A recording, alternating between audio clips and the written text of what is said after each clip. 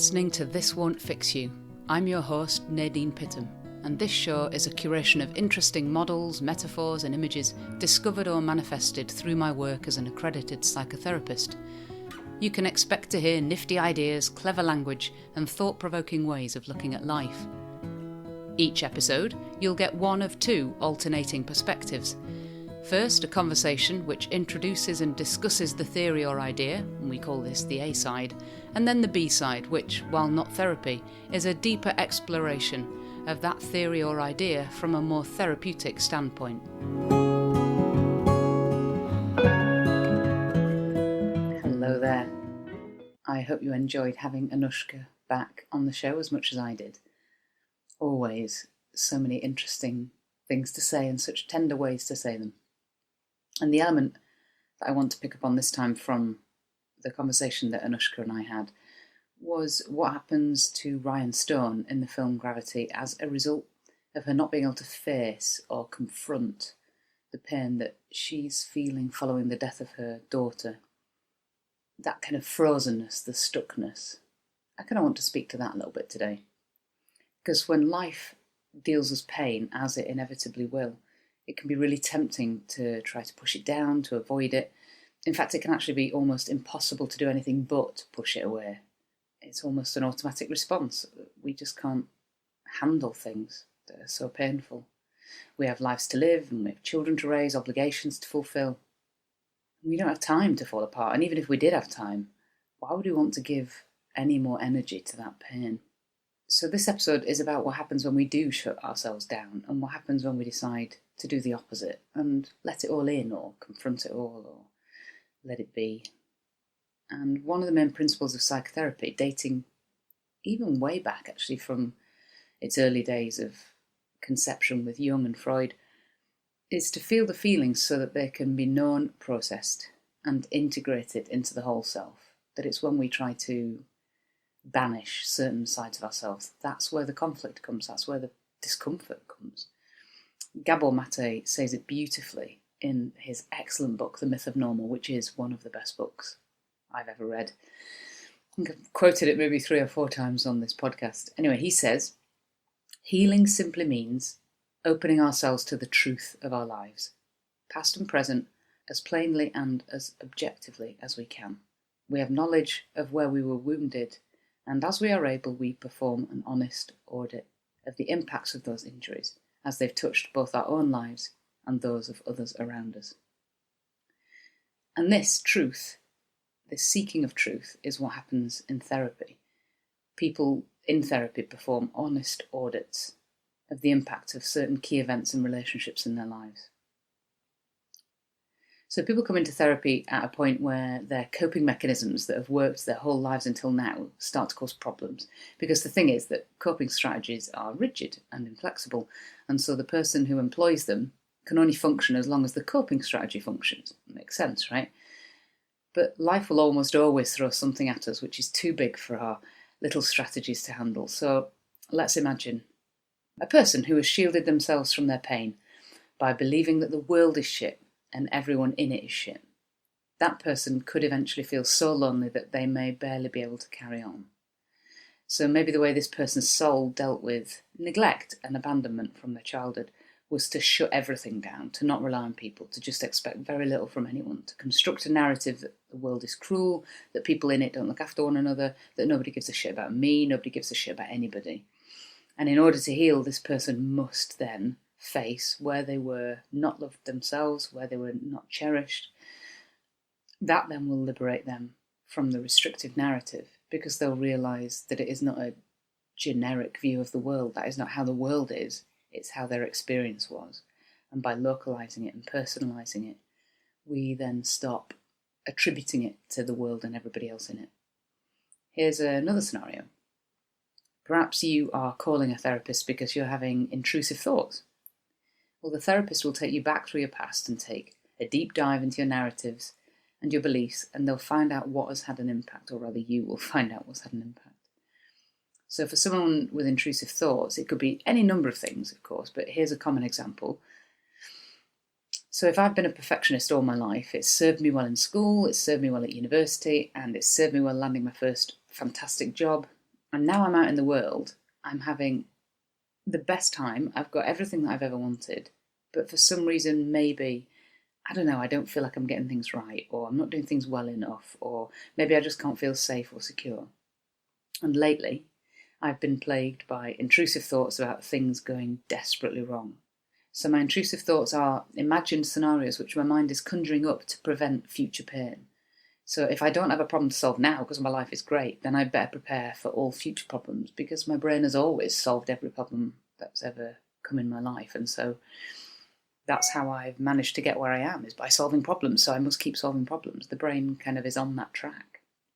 Let's take another example, and this one perhaps more in line with the shutdown of Ryan Stone and Gravity, of a person who suffered one huge and indescribably horrible loss. So this may be the death of a loved one, or it may be the end of a relationship, or maybe their childhood was such a field of ongoing trauma that they simply cannot bear to accept the truth of it.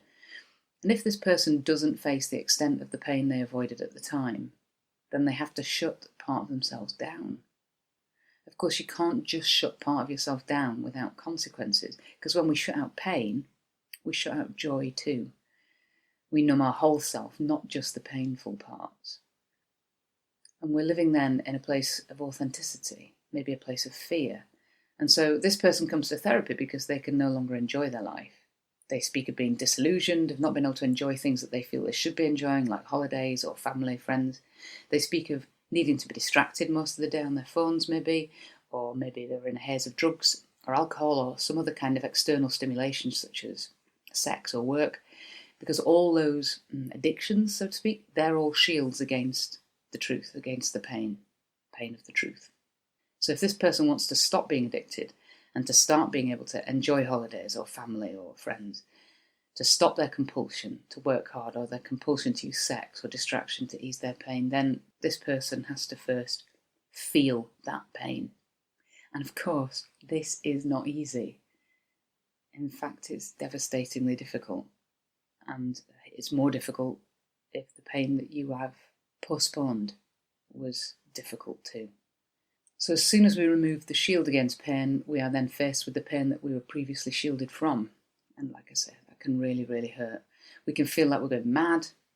We might feel that things will never be right again. We might feel that we are broken. And none of these things are true, of course. And going through this process with a therapist will help you with the pacing of this process and with your expectations of what is happening to you and inside you. That therapist will be alongside you to track your progress and to champion you as you start to emerge from all your stuckness. Let's just interrupt this B-side for a moment, because I want to know how you're finding the podcast. And I mean that seriously. How are you finding it? Do you like the A-side, B-side format? Do you have a preference? Do you like the A-side more than the B-side, or vice versa? Maybe you have an idea or a metaphor that you think we could chat about. Perhaps you just have some feedback or comments for the show, or a question for me. I would love to hear from you. If you have something to say, then drop me a message on fan mail, and there's a link in the show notes. Before I let you go back to the show, I do want to say thanks to somebody who did get in touch this time. I want to say thanks to Claire for your kind words about the podcast. You'll be out with your wee Labrador Louie right now, walking by the sea. I hope all is well in your world, Claire. Now, back to the show.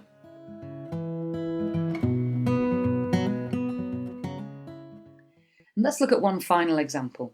Someone who has spent their entire adult life pleasing everyone else, saying yes when they don't want to. That person finally wears themselves out. They can't keep saying yes or they're going to break. So they come to therapy because they need it all to stop. They're angry with other people because these people keep making demands, and they're angry with themselves for not being able to say no. Maybe they even hate themselves or think that they're weak for not being able to keep offering the help. Why have I got so little energy? They might be really critical of themselves. And so they come into therapy, and they will speak from those two parts of themselves. They'll speak from the part that only knows how to help and please.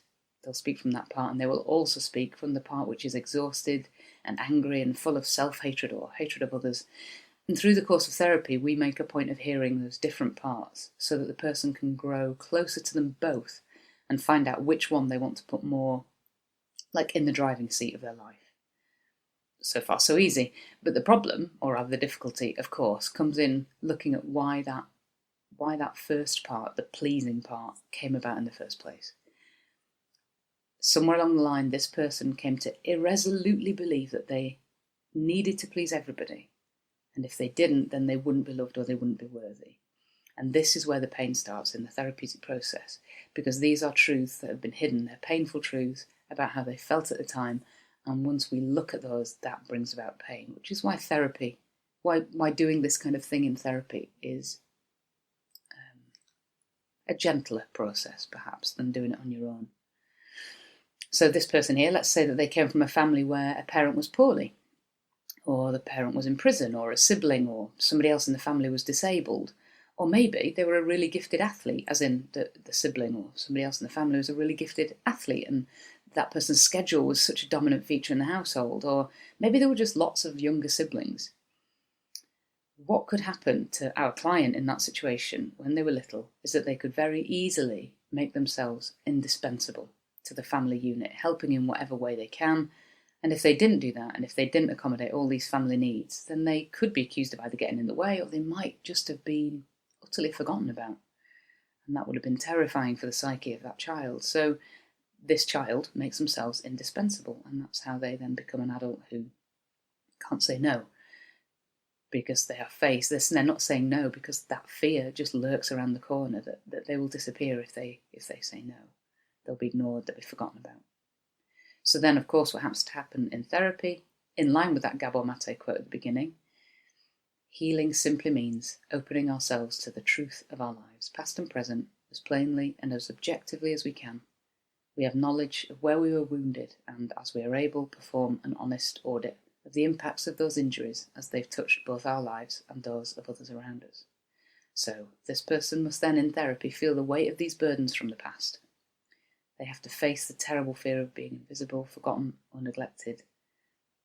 And when they feel the full weight of that and take the full inventory of that pain, through doing that, the person will heal. Kind of sounds a little bit, ta-da! And I suppose it is. And I'm also unapologetic about that, because I still believe that therapy is a bit of a dark art. There's a bit of a magic in there somewhere. We kind of know how it works, and at the same time, we don't really know why it works, but it does. So before I go, let me leave you with one other Gabor Mate quote, since this is an episode clearly dedicated to his message. If you haven't got over it yet, he says, if you haven't got over it yet, perhaps you never will, and perhaps you don't need to. You just need to allow yourself to be with it. See you next time. Thanks for listening. The next episode, which will be a conversation between myself and a co-host, will drop in a few weeks. In the meantime, if you'd like to have more of our conversations and metaphorical excavations, then, if you haven't already, do follow or subscribe to the podcast. And if you'd like to do me a favour, then I'd love it if you would share a favourite episode with a friend. See you again soon.